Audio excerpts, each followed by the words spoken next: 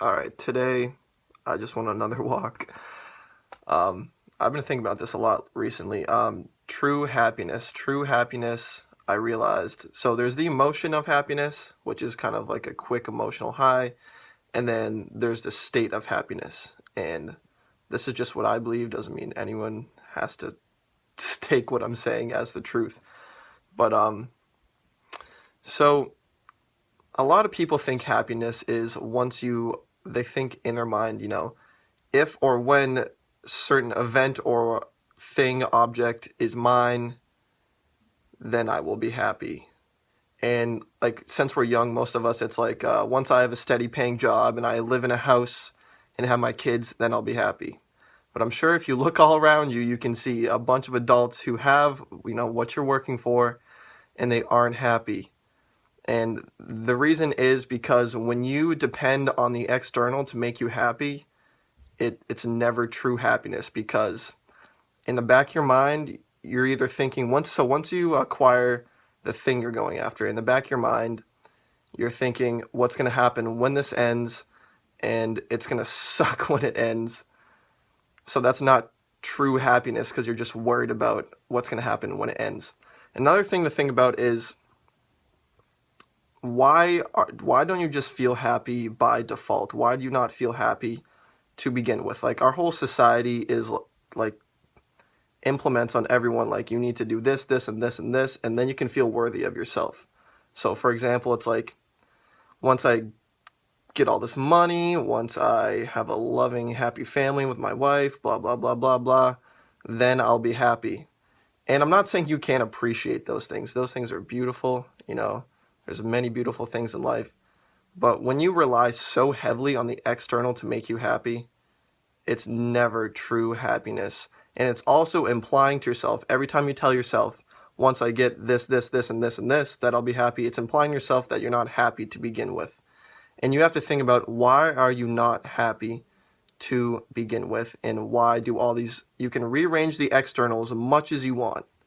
As much as you want, you can rearrange, but it's never going to be true happiness. Because think about this. I'm sure you can think of something or someone or something that came into your life that you thought once you got it, you would be happy. And you were probably happy for a while, and then it's gone, and then you're like not feeling happy again. Why? Because you relied so heavily on that external thing to make you happy. And this is where it can kind of freaking suck. Because when you become so dependent on the external, then it really hits home when you lose it. So, main point here is, don't get attached. When you get attached to things, it's just dangerous, because we live in a world, when you think about it, everyone dies, nothing is ever permanent, everything is constantly changing.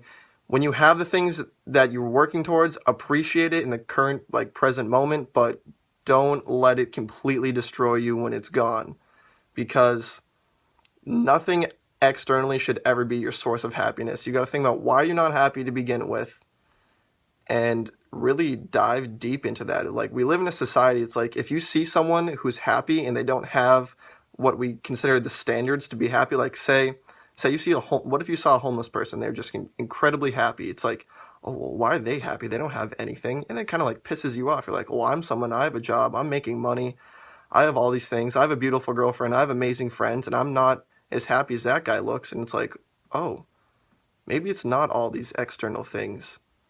And I want to kind of know what that guy, like, what reality is he living in? It's kind of weird.